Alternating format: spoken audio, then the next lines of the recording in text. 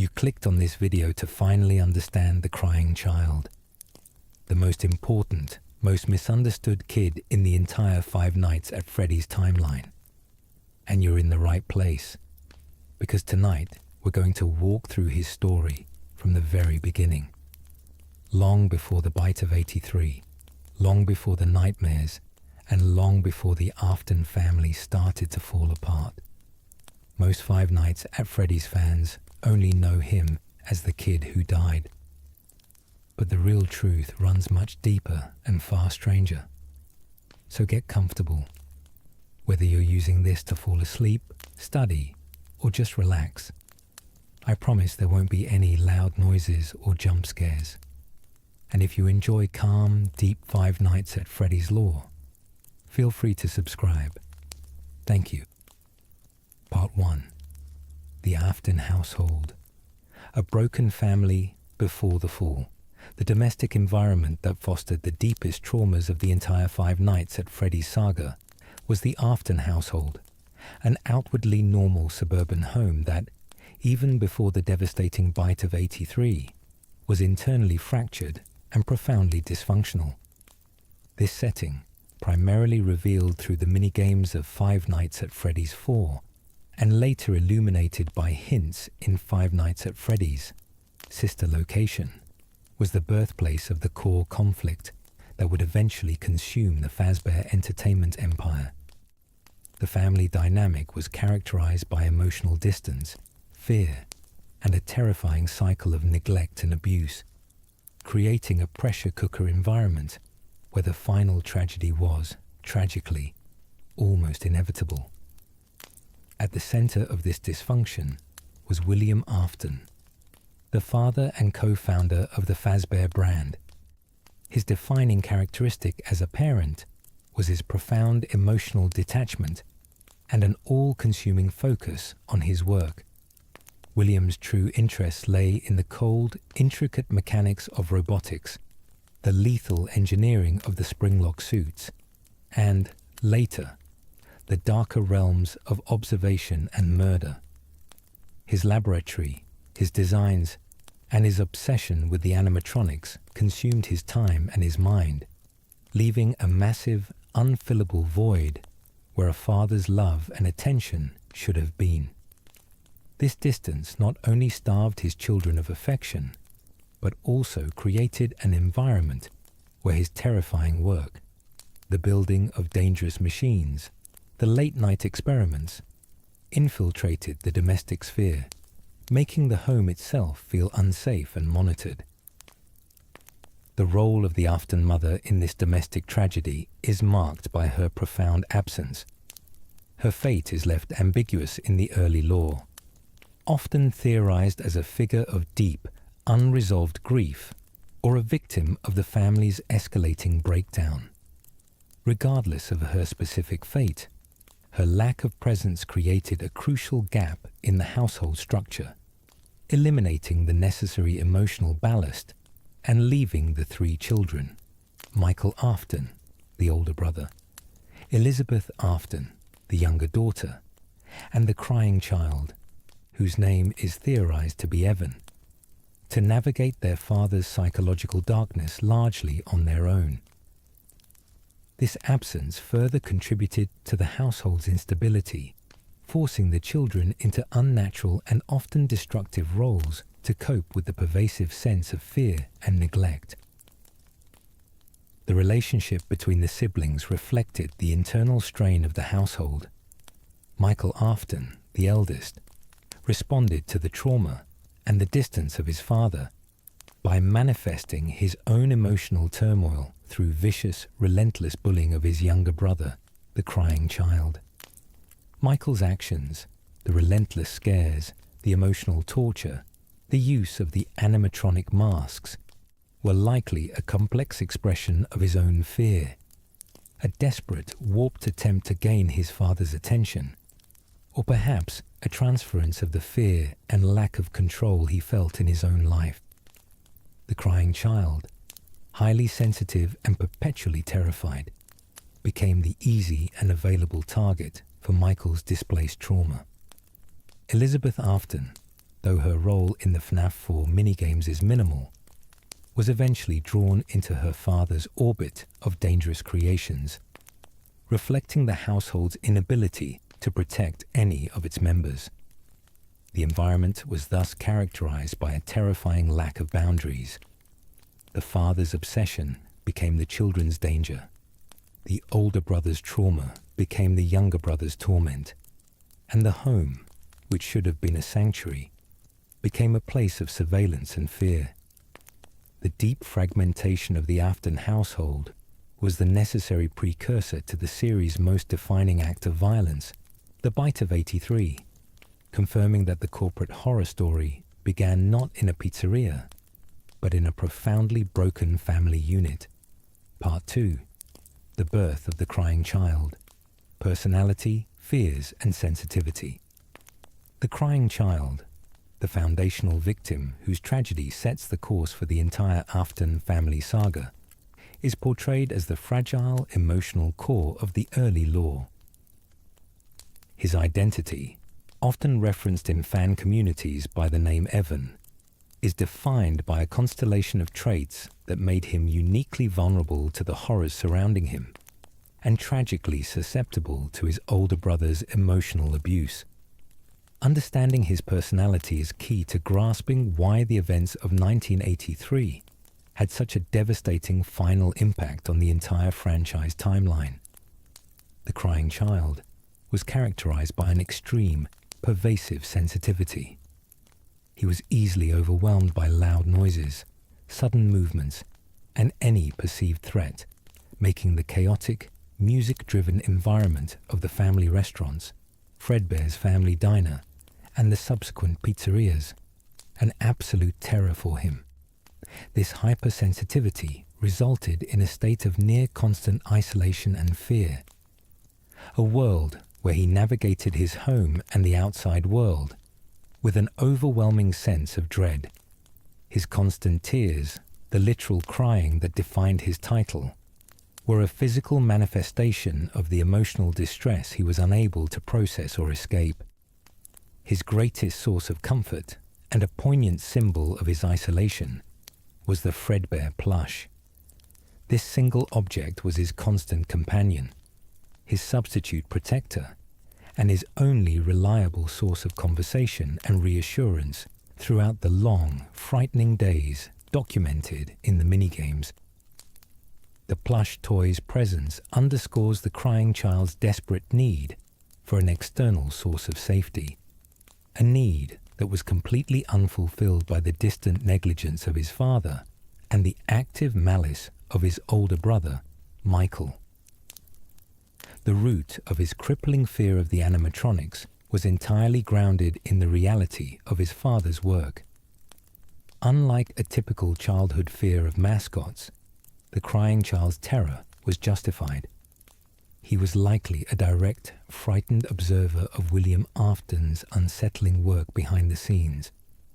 He may have witnessed the horrifying volatility of the springlock suits, perhaps hearing adults discuss the dangers, or even witnessing an employee get injured by the highly volatile mechanisms.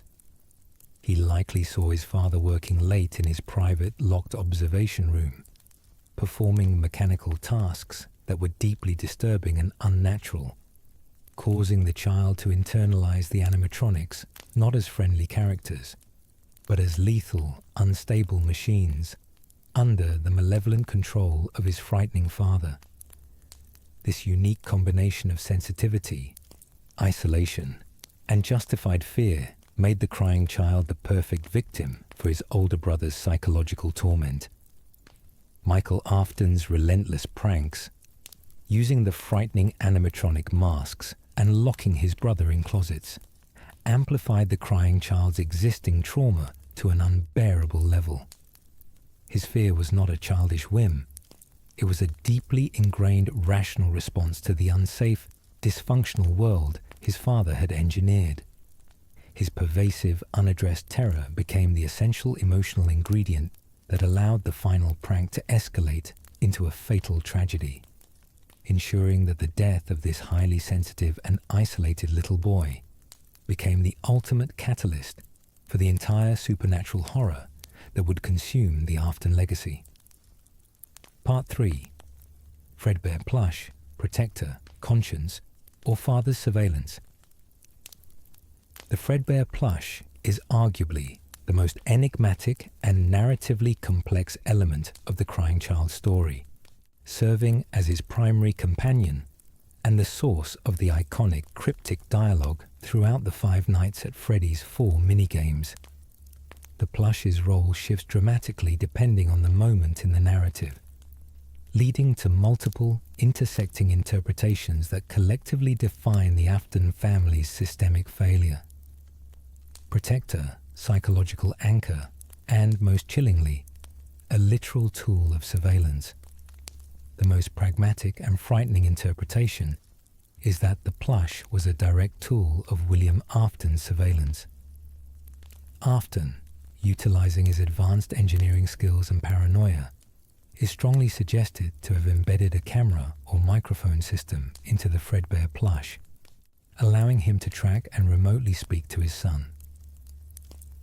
This theory is supported by the existence of the locked room in the FNaF 4 house, which appears to function as a private observation or control area. Afton, distant and focused on his work, may have used the plush to monitor his fragile son in a warped, non-physical attempt to keep him safe for the upcoming birthday party, ensuring the child didn't flee or cause problems, thereby turning the only source of comfort into an instrument of paternal control and intrusion. The plush's dialogue strongly supports the surveillance theory in the pre-bite sequences. The voice offers specific, timely guidance and seems acutely aware of the crying child's exact location and immediate distress, providing advice on how to avoid Michael or where to hide. This early dialogue is characterized by a slightly detached and manipulative tone, consistent with William's personality, suggesting the father is using the plush to control his son's behavior rather than offer genuine emotional comfort. However, the nature of the plush drastically changes after the bite of 83. In the hospital minigames, the plush is present and the voice shifts completely, speaking in somber, reflective, and ultimately comforting tones. This shift strongly suggests that the Fredbear plush transcends its initial role as a surveillance device to become a vessel for a spiritual entity. Two leading theories emerge here. First, that the voice becomes Charlotte Emily, Henry's murdered daughter, who, having already possessed the puppet, recognizes the crying child's imminent death and offers a spiritual vow of comfort and later possession. I will put you back together. Second, the voice may be the crying child's own dying consciousness, manifesting the final stages of his struggle through the only voice of comfort he ever knew, creating a final self-directed promise of peace. Ultimately, the Fredbear plush serves as a profound symbol of the Afton tragedy. It begins as a benign comforter, is corrupted into an instrument of William's neglectful surveillance, and is finally redeemed as a spiritual vessel offering forgiveness and a promise of eternal life through possession. The plush is a terrifying artifact that binds the physical failures of William Afton's parenting to the supernatural consequences of the Afton family's ultimate collapse. Part 4. The 1983 house, clues, layout, and hidden symbolism. The setting of the Five Nights at Freddy's 4 gameplay, the 1983 house, is not merely a stage for the crying child's night terrors. It is a meticulously crafted psychological map of his trauma, filled with visual clues and environmental symbolism that reveal the intense fear, surveillance, and isolation he endured under his father's roof.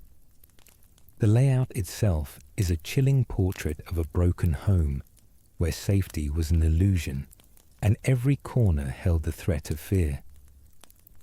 The crying child's bedroom is the primary hub of his daily life and night terrors, immediately establishing the central theme of surveillance and fear. The room contains the Foxy plush, crammed into a perpetually closing closet door, a direct representation of Michael Afton's scare tactics and the relentless psychological torture he inflicted. The closet door's movement during the nightly gameplay suggests the crying child fears that the sources of his terror are always trying to break in, transforming his sanctuary into a siege. The presence of the various animatronic plush toys, Freddy, Bonnie, Chica, is a reminder that the horrifying characters from his nightmares are pervasive, even in the safest space of his existence. The hallways connect the bedroom to the rest of the house and are the primary avenues for the terrifying manifestations of the nightmare animatronics. These long, dark stretches symbolize the terrifying exposure and the lack of protection the child feels when venturing outside his immediate refuge. The most notable path is the plush trap hallway, which leads to the corner where a small version of the Spring Bonnie character, Plushtrap, sits. This short minigame is a crucial detail, linking the child's general animatronic fear directly to the terrifying, lethal nature of the Springlock technology, showing that even the small, less threatening characters are associated with danger and rapid, violent movement. The most critical and chilling environmental clue is the locked room that the crying child attempts to access in one of the minigames. Through the locked door's window, the child is seen crying and observing his father, William Afton, in a moment of unsettling activity. This room, which is often theorized to be William's workshop, security office, or private observation area, is the epicenter of the family's dysfunction. It confirms the chilling reality that the father was engaged in secret, dangerous activities within the home, turning a family dwelling into a secretive workplace for animatronic engineering and surveillance. The locked door symbolizes the crying child's exclusion, his inability to understand or escape the terrifying professional life that was actively destroying his family. Every element of the 1983 house functions to amplify the crying child's trauma. The kitchen table with the lonely pizza, the hidden camera system linked to the Fredbear plush, and the persistent presence of the animatronic masks left behind by Michael and his friends. The house itself is a physical manifestation of the Afton family's deep psychological wounds.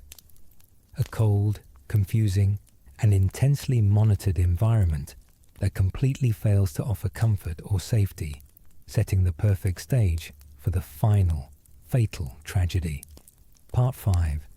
His relationship with Michael Afton. The bullying dynamic. The core dynamic of the crying child's life, and a vital element of the entire Afton family tragedy, was his toxic, traumatic relationship with his older brother, Michael Afton.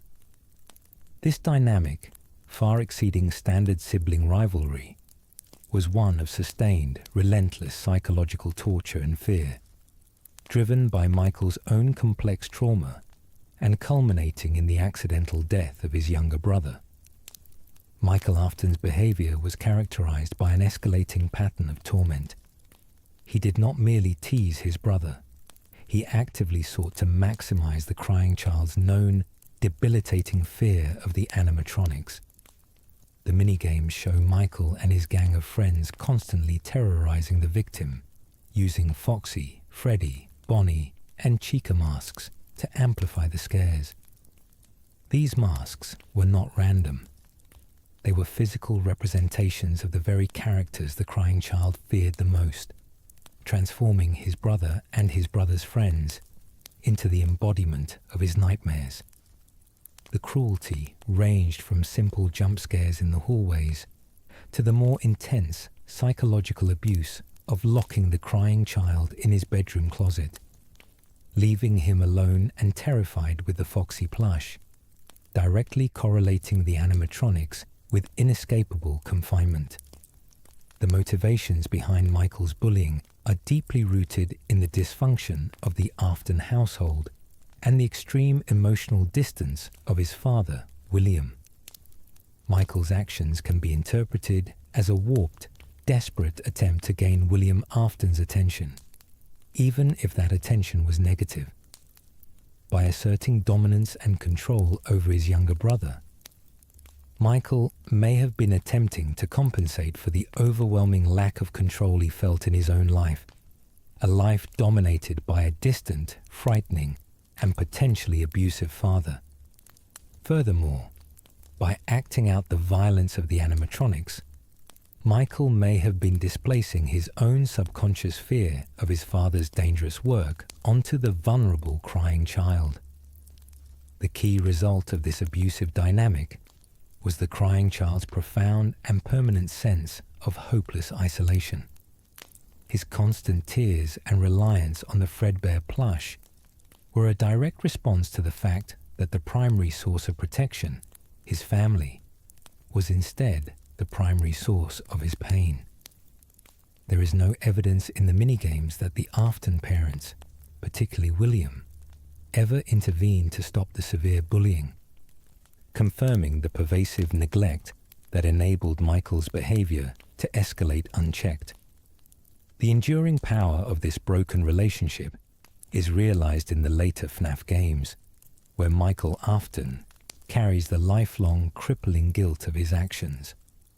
The masks worn by him and his friends in 1983, Freddy, Bonnie, Chica, and Foxy, become the very possessed entities he is forced to confront and survive in the original Five Nights at Freddy's, creating a terrifying cycle where the objects of his youthful cruelty become the instruments of his adult torment and eventual, forced redemption.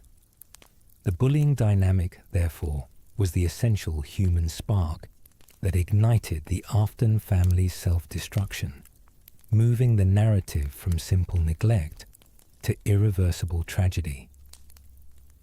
Part 6. The Crying Child's Hallucinations and Night Terrors. The actual gameplay of Five Nights at Freddy's 4, centered on surviving 5 terrifying nights in a simulated bedroom, is a deep psychological immersion into the crying child's hallucinations and night terrors. These sequences are the dramatic manifestation of his fear, transforming the mundane setting of his bedroom into a siege and the animatronics into monstrous, abstract threats. Crucially, the nightmare animatronics are not canonical physical machines. They are the symbolic representations of a profoundly traumatized mind processing unimaginable fear and pain. The terrifying figures that stalk the halls and hide in the closet, Nightmare Freddy, Nightmare Bonnie, Nightmare Chica, and Nightmare Foxy, are monstrous, exaggerated versions of the mascots he saw at Fredbear's family diner, and the ones used to terrorize him by his brother Michael. They are characterized by grotesque features, sharp teeth, massive claws, exposed metallic endoskeletons, and a withered, decayed appearance. This exaggeration is the hallucinatory effect of trauma. The crying child's mind magnifies his fear, interpreting the mascots he saw during the day as the ultimate, destructive predators at night. The design of these nightmare animatronics directly symbolizes the child's specific sources of distress. The exposed endoskeleton and massive jaws of Nightmare Fredbear and Nightmare Foxy are a direct reflection of his justified fear of the springlock technology. The idea that the suits could violently snap shut and crush a human body. The movement patterns, requiring the child to listen carefully for their breathing and movements, symbolize the constant surveillance and psychological anxiety he endured, turning every shadow and noise in the house into a potential threat. The nightly sequences are widely interpreted as the crying child's final mental struggle, while he lies unconscious in the hospital following the bite of 83. The increasing intensity of the nights, culminating in the appearance of the monstrous, overwhelming figures like Nightmare and nightmare Fredbear symbolizes the child's deteriorating health and his final, desperate attempt to fight the fear that led to his death. The constant, terrifying threat is the spiritual and psychological processing of the trauma inflicted by his brother and the negligence of his father. This focus on psychological horror over physical reality makes the nightmare animatronics unique within the FNaF lore.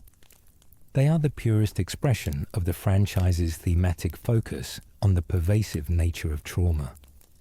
They demonstrate that the Afton family's personal tragedy was so profound that it manifested as a powerful, terrifying reality within the victim's mind, cementing the crying child's fear and pain as the essential emotional core of the entire series.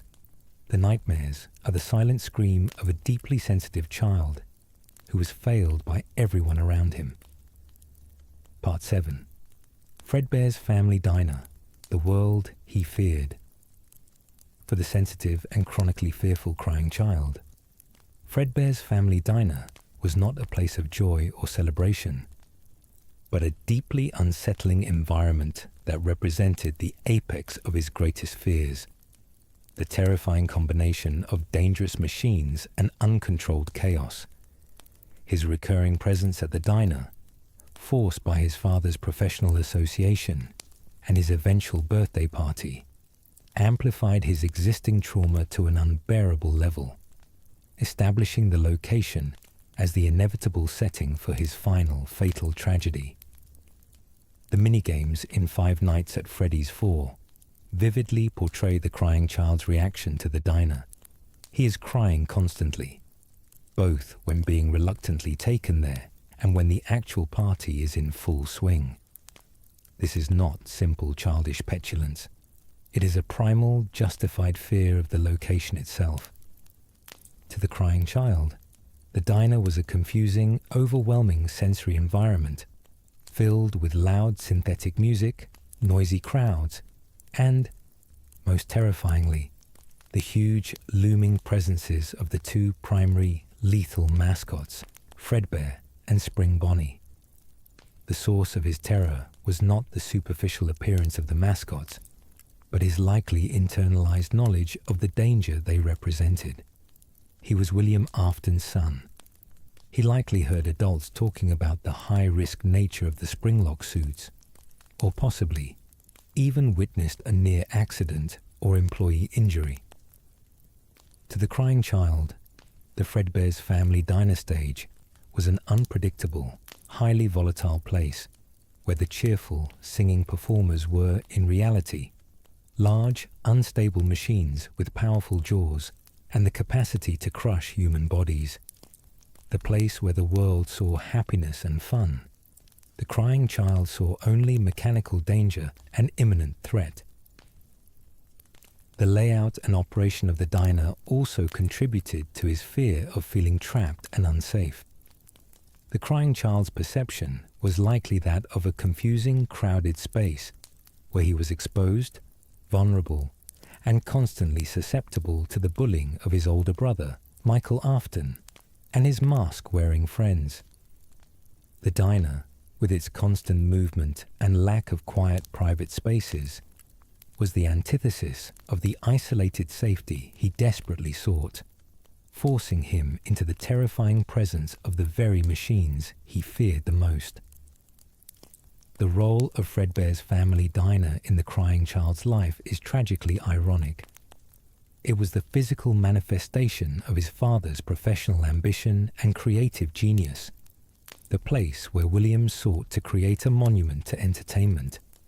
Yet, through his professional negligence and emotional distance, William ensured that the diner became a monument to his son's fear and the setting of his final mortal injury. The diner was the world he feared, and that world, through the cruelty of his family, ultimately consumed him, forever linking the memory of the original innocent entertainment concept with the gruesome violence of the Bite of 83. Part 8. Springlock Suits and Why They Terrified the Crying Child. The core of the crying child's overwhelming, life-defining fear was centered on the Springlock suits, the groundbreaking yet lethally flawed, dual-purpose animatronics, Fredbear and Spring Bonnie. His terror was not a fictionalized plot device. It was an entirely rational response to a technology that was inherently and demonstrably dangerous, a fact he likely internalized due to his unique proximity to his engineer father, William Afton. The crying child's fear was rooted in the physical volatility of the Springlock mechanism. As the son of the technology's co-creator, he was undoubtedly exposed to the internal adult conversations about the suit's immense risk. He likely overheard discussion of the corporate warnings and the internal memos, later seen in the law, which meticulously detailed the suit's fatal susceptibility to moisture, sudden movement, and humidity. These warnings confirmed that the happy, singing mascots were, in reality, ticking mechanical traps whose powerful, crushing endoskeletons were held back only by fragile, high-tension spring mechanisms. The constant need to use these suits, either as automated performers or as wearable costumes, created an environment of unpredictable mechanical transformation that would have been deeply unsettling for a sensitive child. The crying child saw the animatronics not as fixed characters, but as mutable, unstable machines that could change state violently and without warning. This knowledge transformed the stage into a place of potential sudden destruction, reinforcing his fear that the animatronics were constantly on the verge of snapping and causing irreparable harm. Furthermore, the crying child's fear of the Springlocks was directly linked to the emotional distance and unsettling behavior of William Afton. The father, whose work defined the danger, was often seen in the locked room or working late, engaged in the mysterious, frightening mechanics of the suits. This combination, the terrifying machine, and the distant, unsettling father figure who controlled it, made the Springlocks the ultimate objects of his terror. They were the physical embodiment of the violence and lack of control that characterized his home life.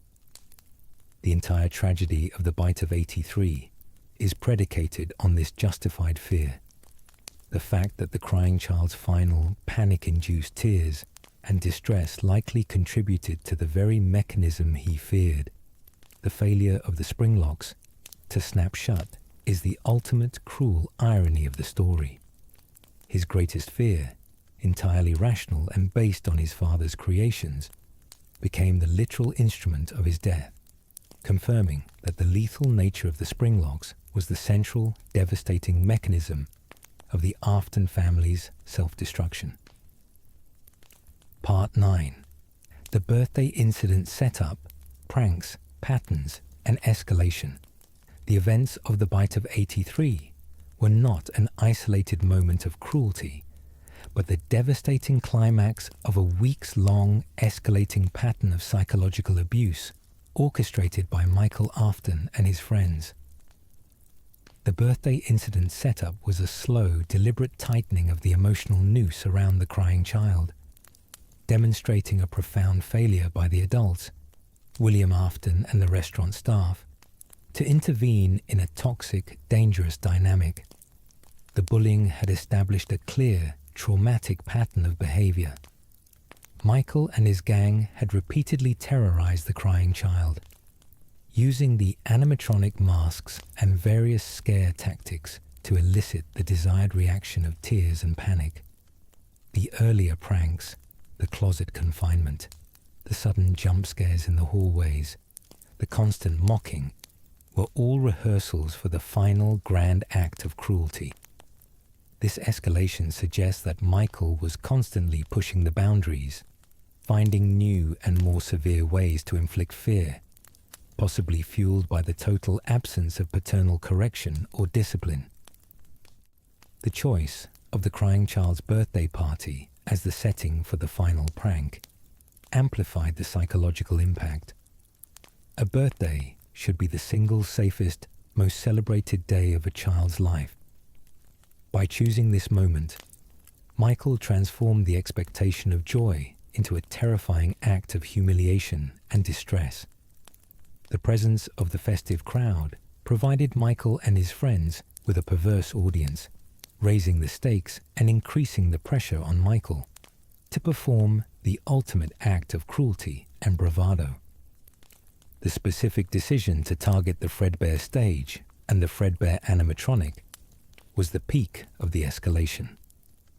Michael was aware that the springlock suits were the absolute ultimate source of his brother's fear. By moving the prank to the very source of the child's terror, Michael was attempting to prove his dominance and conquer his brother's fear through sheer force, unaware that he was simultaneously exposing his brother to the actual literal danger of the volatile springlock technology.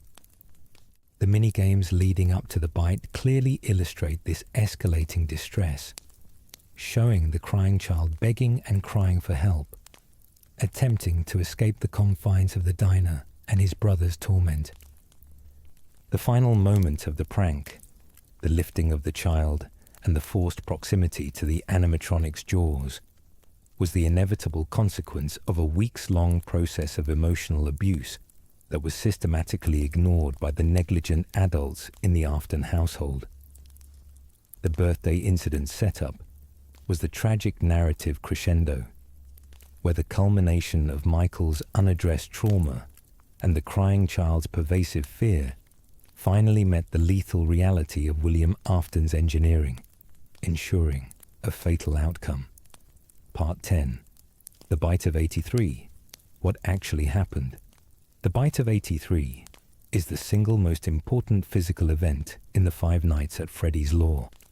The accidental act of unimaginable cruelty that permanently shattered the Afton family, established the date of the franchise's origin, and directly linked the lethal nature of the springlocks to the trauma of the crying child. The reconstruction of this event, based on the Five Nights at Freddy's 4 minigames, is a clear, grounded sequence of negligence and accidental mechanical violence. The event took place at Fredbear's family diner during the crying child's birthday party. The sequence began with the final, climactic act of the escalating bullying campaign. Michael Afton and his three friends, each wearing the iconic masks of Freddy, Bonnie, Chica, and Foxy, surrounded the crying child, who was already sobbing uncontrollably from extreme fear and distress. The group, driven by misplaced bravado and malicious intent, physically restrained the crying child and forcibly carried him toward the main stage, where the immense Fredbear animatronic was performing. The crowd of party guests was either oblivious, laughing, or unable to intervene effectively as Michael and his friends lifted the terrified, struggling child high over their heads. The final, fatal act was the attempt to force the crying child's head into Fredbear's massive, open jaw in a terrifying attempt to make the animatronic give him a big kiss. This moment was characterized by pure, overwhelming panic from the victim. The official, mechanical explanation for the resulting tragedy is the springlock failure. The crying child's torrent of tears, distress, and rapid movements inside the confined space of Fredbear's open jaws proved to be too much for the highly sensitive, fragile springlock mechanisms. The moisture from the tears and the jolting movement caused the compressed internal endoskeleton components to violently snap out of their secured position. The jaws of the animatronic, designed by William Afton, clamped down with mechanical force, crushing the crying child's skull and inflicting the catastrophic injury that would eventually lead to his death. The date of this mechanical failure is definitively confirmed by the 1983 year that flashes on a television screen within the minigames, establishing the true temporal origin of the entire franchise's tragedy. The Bite of 83 was a gruesome accident born from the confluence of Michael's cruelty, William's professional negligence, and the inherent structural danger of the springlock suits. It was the single, decisive moment that permanently shattered the Afton family and established the foundational spiritual and emotional trauma that would fuel the ghosts, the guilt, and the corporate cover-ups for the next 40 years.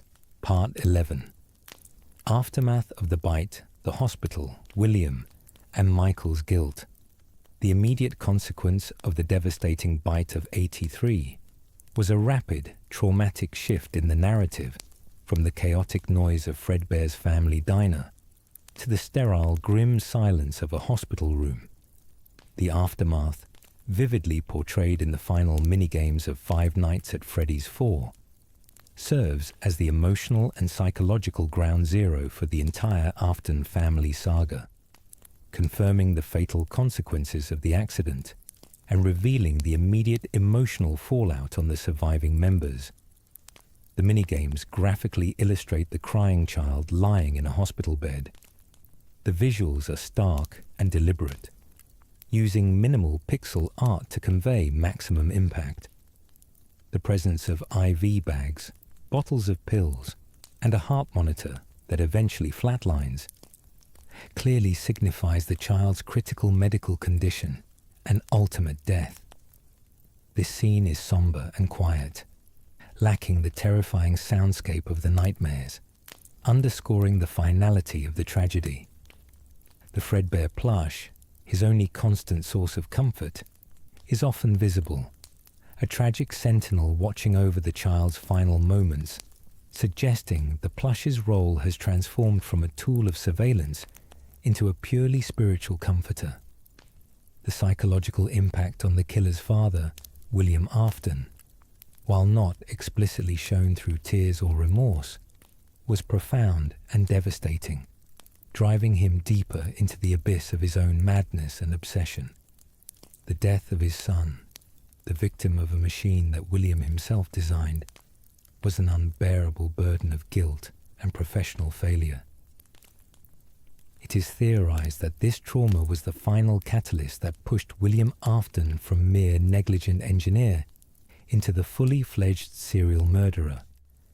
His grief and his perverse fascination with life, death, and resurrection were likely channeled into his subsequent experiments and his obsession with putting things back together, laying the groundwork for the dangerous research and the eventual MCI, or missing children incident. The emotional consequences for the older brother, Michael Afton, were immediate and life-altering. The minigames strongly hint at Michael's profound guilt and immediate remorse. He is seen rushing away from the scene and is absent from the immediate bedside, likely overwhelmed by the horror of his accidental murder.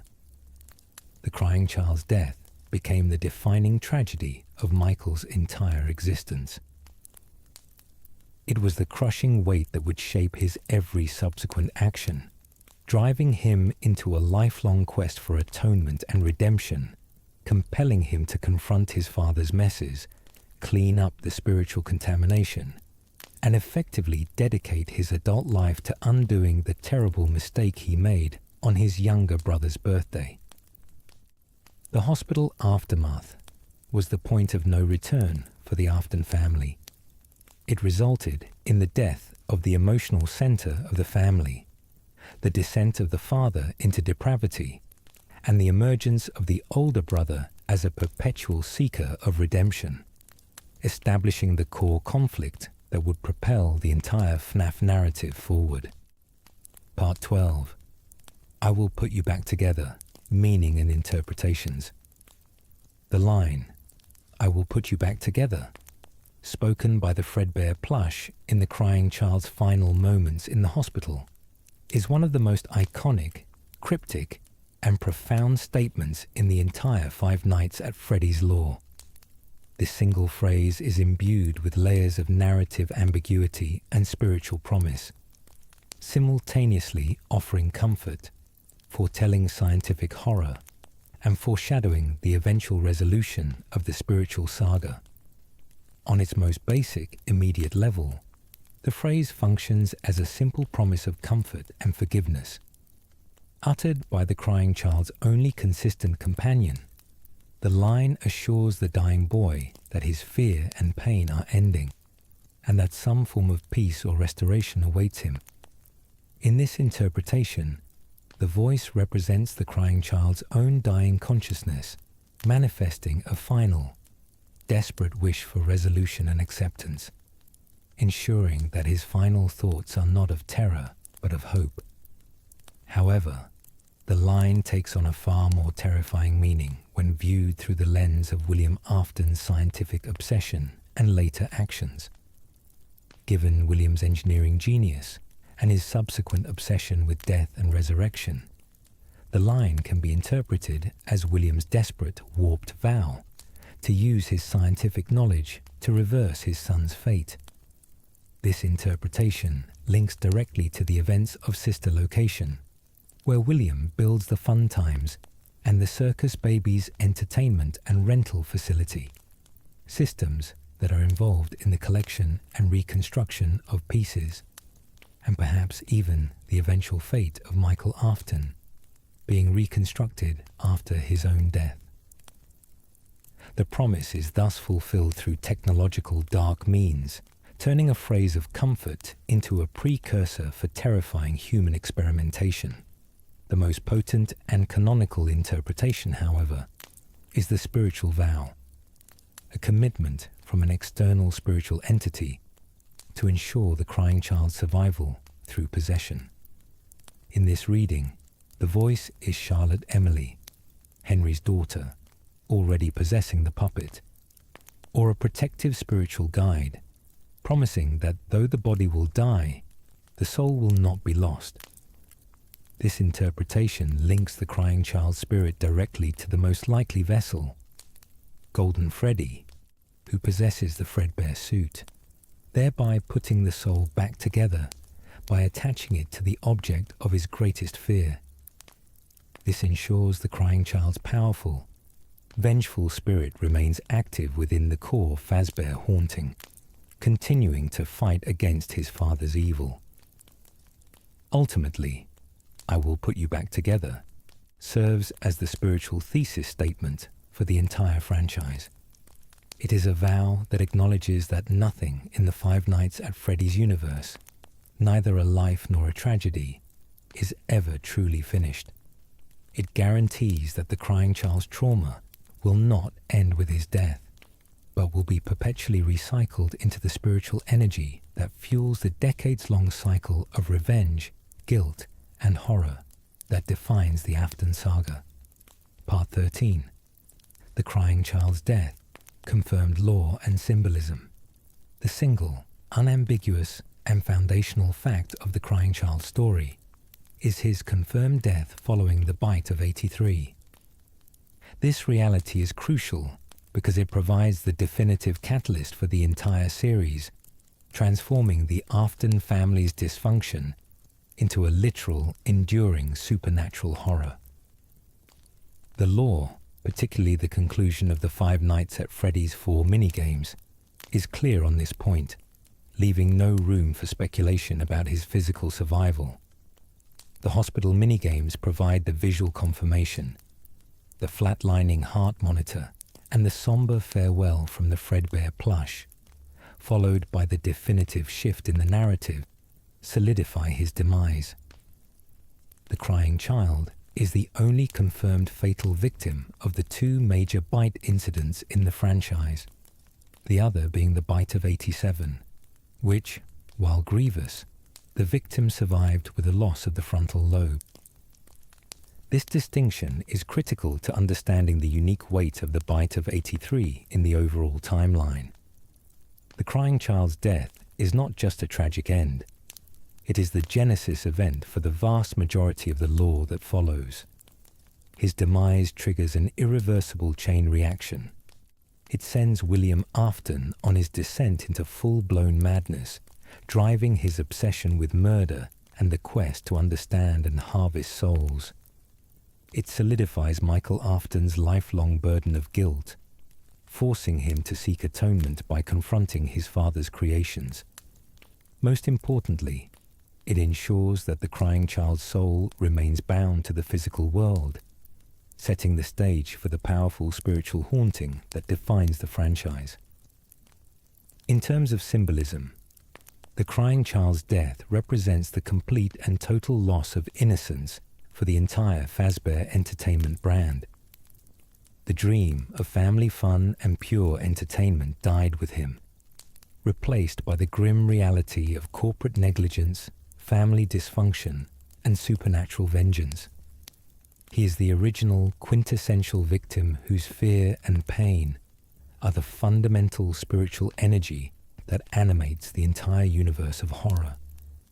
Every subsequent murder, every possessed animatronic, and every corporate cover-up is a direct consequence of the tragedy that began with his final breath in the hospital room.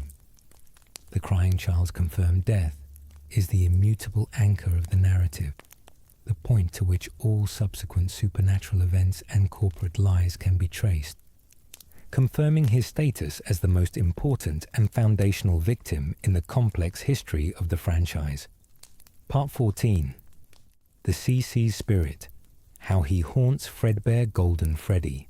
Following his death, the crying child's spirit does not find peace, but becomes a powerful, volatile spiritual entity, most canonically theorized to be permanently attached to Fredbear, manifesting as the terrifying, powerful entity known as Golden Freddy.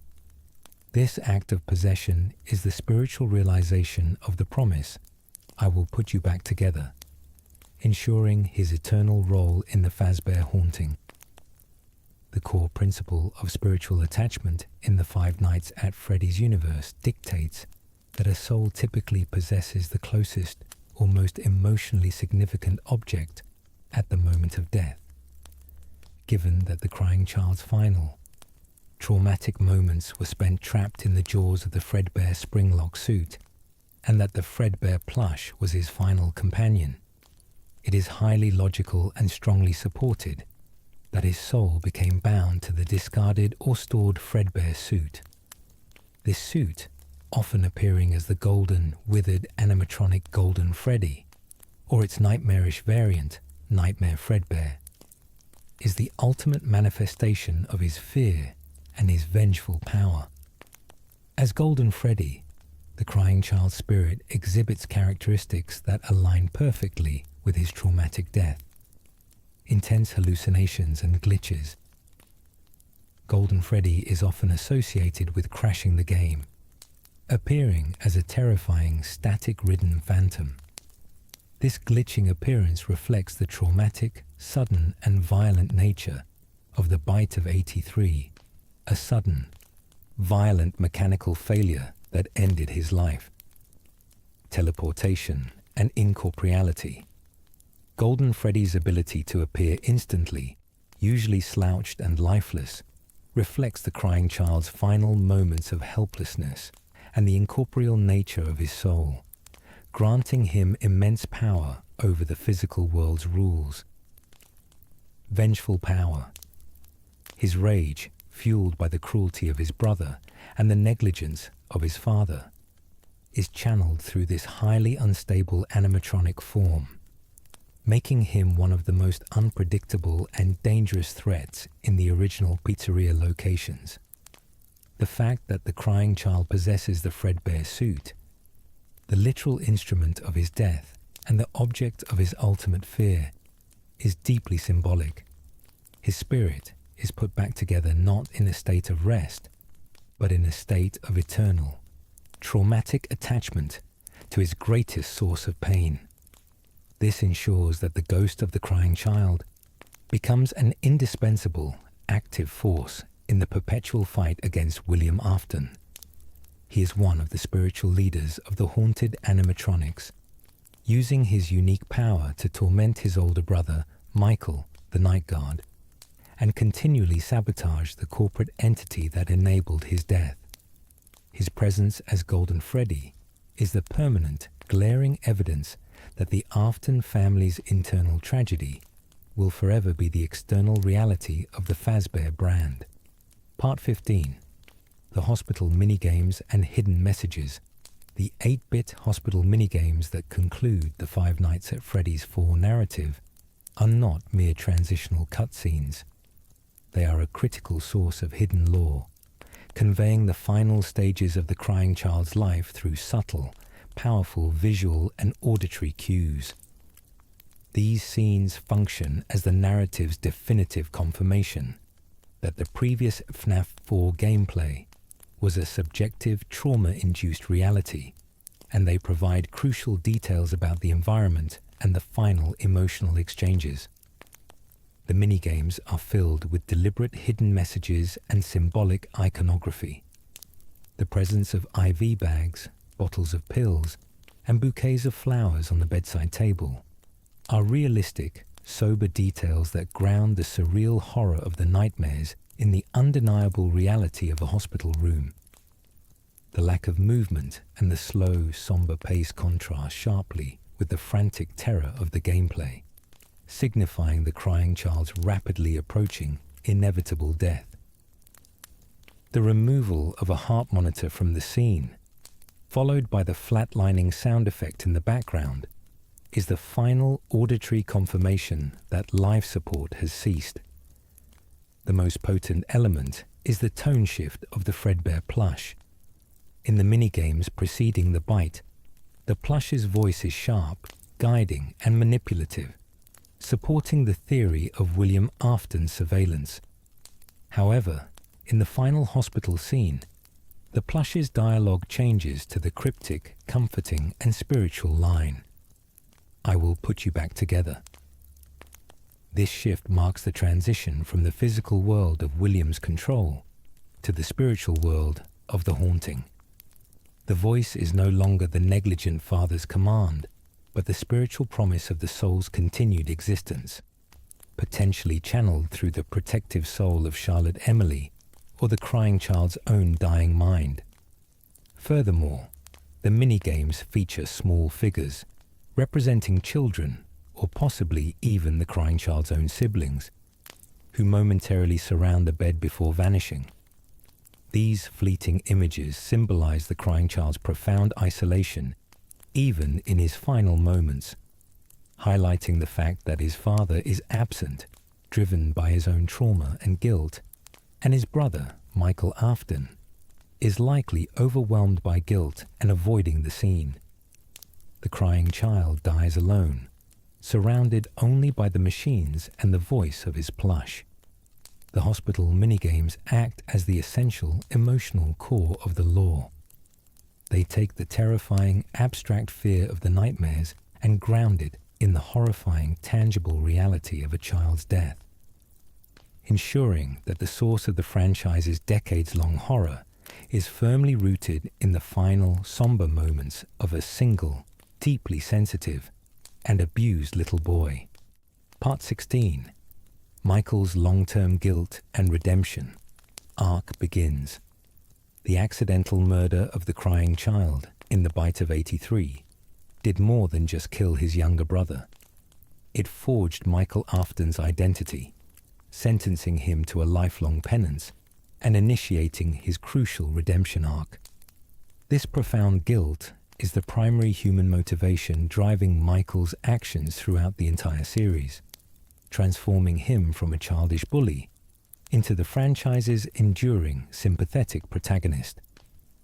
The guilt was immediate and physically debilitating, as hinted by Michael's reaction in the minigames, his hasty retreat from the hospital, and his avoidance of the final moments. This accidental act of fatal cruelty instilled in Michael an overwhelming sense of responsibility for the entire Afton family's subsequent descent into madness and spiritual contamination. He realized that his bullying was not just a prank. It was the direct cause of the event that shattered his family, drove his father to murder, and resulted in his brother's soul being trapped. Michael's redemption arc is a singular, focused journey to clean up the mess created by both his own actions and the escalating madness of his father, William Afton. This is not a superficial desire for forgiveness. It is a profound, life-consuming mission.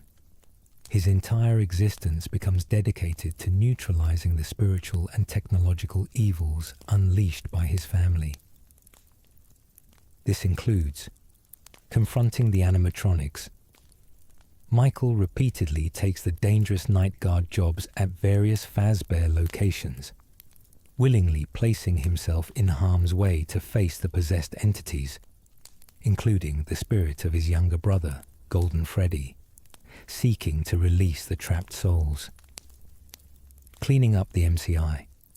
His efforts are largely directed at freeing the souls of the MCI victims, an act that directly undermines his father's work and attempts to atone for the spiritual damage the Afton name has caused.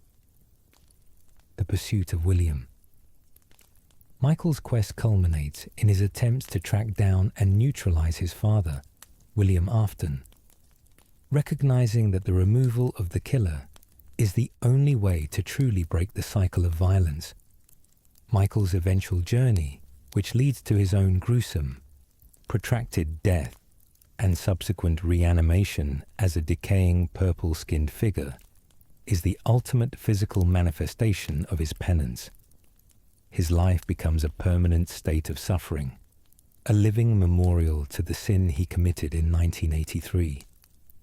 The crying child's death is the weight Michael carries, turning the older brother into the relentless, suffering conscience of the entire franchise, a character whose greatest torment comes from his inability to undo the moment he crushed his brother's skull. His redemption arc is the emotional glue that holds the chaotic, supernatural timeline together. Part 17. The CC's legacy in Fredbear Golden Freddy. The crying child's legacy transcends his individual death. It is permanently inscribed in the behavior, power, and enduring threat of the animatronic he possesses, Golden Freddy. As this powerful entity, the crying child influences the entire spiritual landscape of the franchise, ensuring that his specific trauma and fear remain an active, malignant force throughout the timeline. As the spirit tethered to the Fredbear suit, the crying child is responsible for much of the supernatural power exhibited by Golden Freddy. He influences the aggressiveness of Golden Freddy, the extreme, sudden violence of the animatronic, capable of crashing systems and appearing without warning, is a reflection of the crying child's overwhelming, uncontained fear and rage from his final moments. His spiritual power is utilized to constantly torment the security guards, who often include his guilty older brother, Michael Afton. The supernatural glitches. Golden Freddy's manifestation is often accompanied by static and visual distortion. This represents the traumatic mechanical failure of the spring locks that killed him, turning his death into a visible, digital anomaly that reminds the player of the violent, broken nature of the technology he feared. His link to the other murdered children. The crying child, as Golden Freddy, acts as a powerful spirit who is allied with the souls of the MCI victims, providing an anchor and an additional layer of supernatural strength to their collective haunting. He is a primary force preventing the other souls from finding peace, ensuring the cycle of vengeance against William Afton continues until justice is served. The crying child's influence is also strongly felt in the later nightmare animatronics featured in FNaF 4 gameplay. While the nightmares are hallucinations, they are Michael's hallucinations, demonstrating that even years later, the guilt-ridden older brother is still psychologically tormented by the monstrous versions of the characters that embodied his cruelty.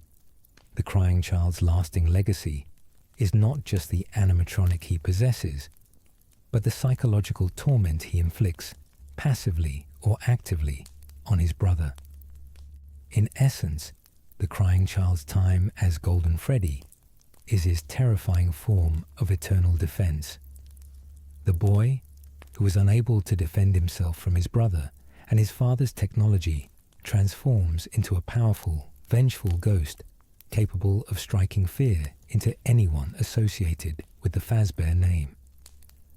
His spiritual influence ensures that the memory of the bite of 83 and the resulting trauma is constantly, violently reinforced throughout the narrative. Part 18. The CC versus Gregory theory, explained calmly and grounded.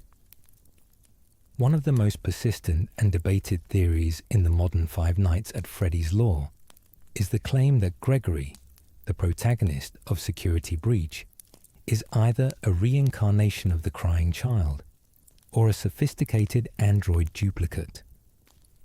This theory attempts to link the foundational trauma of the Afton family directly to the modern mega pizzaplex era, but it is largely based on speculation and unconfirmed visual parallels, running contrary to the more established canonical lore. The arguments supporting the crying child versus Vargus Gregory theory are primarily based on visual cues and circumstantial evidence. Visual similarity. Gregory wears a shirt with horizontal stripes, a similar pattern to the crying child's iconic striped shirt, leading to the assumption of a symbolic or literal connection. Familiarity with the pizzaplex. Gregory exhibits an unusual level of knowledge about the pizzaplex's hidden roots and infrastructure, which some fans suggest is evidence of an inherited memory from his past life as the crying child, or a connection established by William Afton. However, the theory faces significant challenges and is largely unsupported by the current, confirmed narrative structure. Established lore. The crying child spirit is canonically tied to Golden Freddy, a possession that defines his post-death existence. The idea of his soul abandoning that powerful spiritual role to be reborn or duplicated as a child in the 2020s is a major shift that lacks direct textual support. The mimic theory. The most prevalent and textually grounded explanation for the strange events and familiar patterns in the mega pizzaplex is the mimic entity.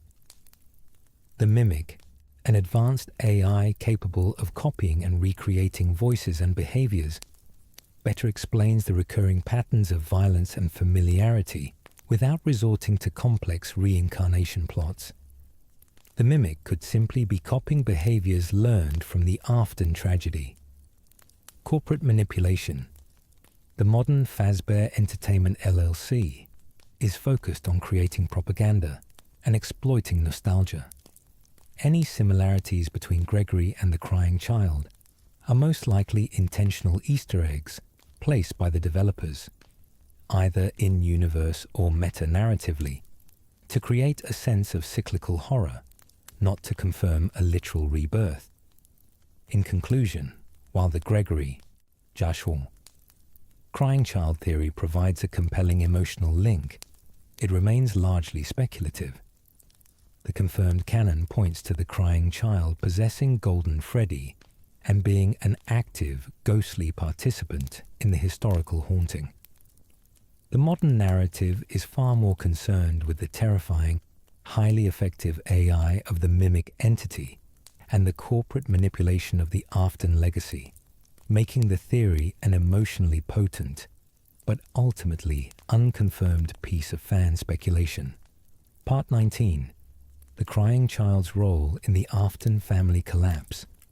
The crying child's death in the bite of 83 was the devastating central event that acted as the genesis point for the complete, multi-generational collapse of the entire Afton family.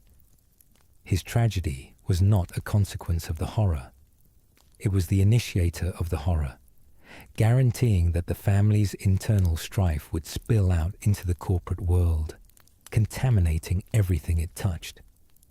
The crying child's demise fractured the Afton family unit beyond repair, The immediate result was the complete breakdown of any semblance of domestic functionality. The mother's absence or grief was exacerbated. The older brother, Michael Afton, was crippled by guilt, and the father, William Afton, was driven into an irreversible path of madness. Specifically, the crying child's death triggered William's descent into murder, the loss of his son, compounded by the shame of his professional failure, the faulty spring locks, led William Afton to a perverse attempt to fix death. His subsequent serial murders, particularly the MCI, are strongly linked to his desire to understand and harvest the souls of the dead, perhaps in an attempt to replicate or recover his son's spirit. The crying child's death created the serial killer, the chain of events leading to every future tragedy. The souls of the MCI victims trapped by William created the foundational haunting of the franchise. This haunting, in turn, forced the continuous cycle of corporate cover-up, rebranding, and failure that defines the Fazbear timeline. Every subsequent location closure, every fire, and every spiritual contamination can be traced back to the moment the crying child's skull was crushed by the Fredbear animatronic.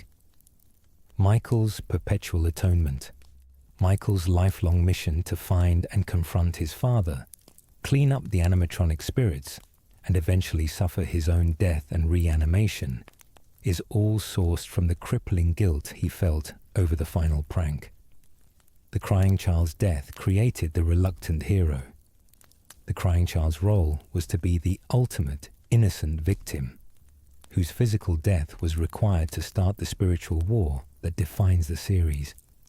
His death ensured that the conflict between Henry's protective soul, Charlotte Puppet, and William's murderous ambition would be waged using the Afton children themselves.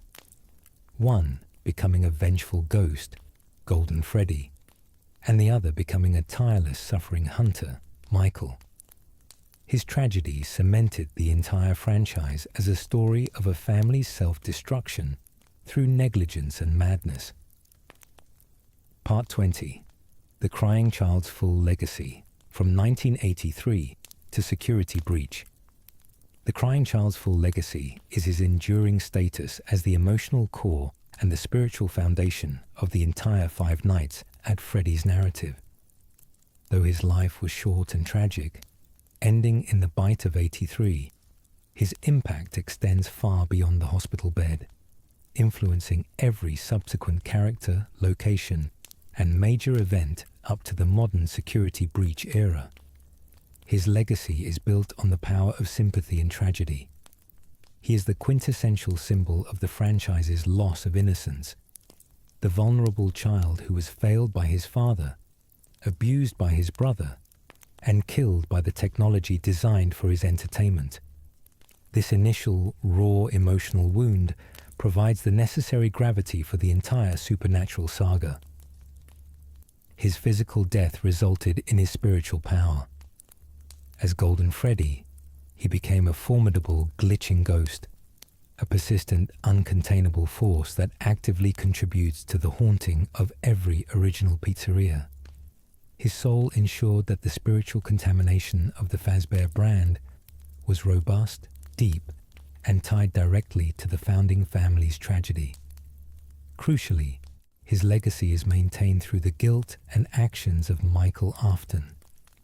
Michael's entire lifelong pursuit, his willingness to work as a night guard, his quest to free the spirits, and his confrontations with his father, is a direct, continuous homage to the crying child's suffering. The older brother's atonement arc ensures that the victim's memory remains an active, driving force in the struggle against William.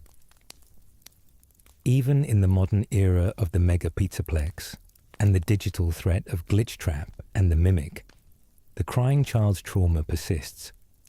The digital entities often utilize the same patterns of fear and manipulation that defined the crying child's life, demonstrating that William Afton's malice and the resultant trauma are the very templates from which the new, advanced evils are created. The corporate manipulation, which attempts to rewrite history through VR propaganda, is an effort to sanitize the very history that the crying child's death began. In conclusion, the crying child's full legacy is the powerful, unshakable truth beneath every corporate lie. He is the original victim, whose pain created the spiritual energy, whose death created the killer, and whose memory drives the hero. The complex, multi-decade story of Fazbear Entertainment always returns to the simple, tragic fact of a scared little boy who just wanted his brother to stop bullying him. His trauma is the single defining starting point for the horror, making him the most critical emotional anchor in the franchise's vast and terrifying lore.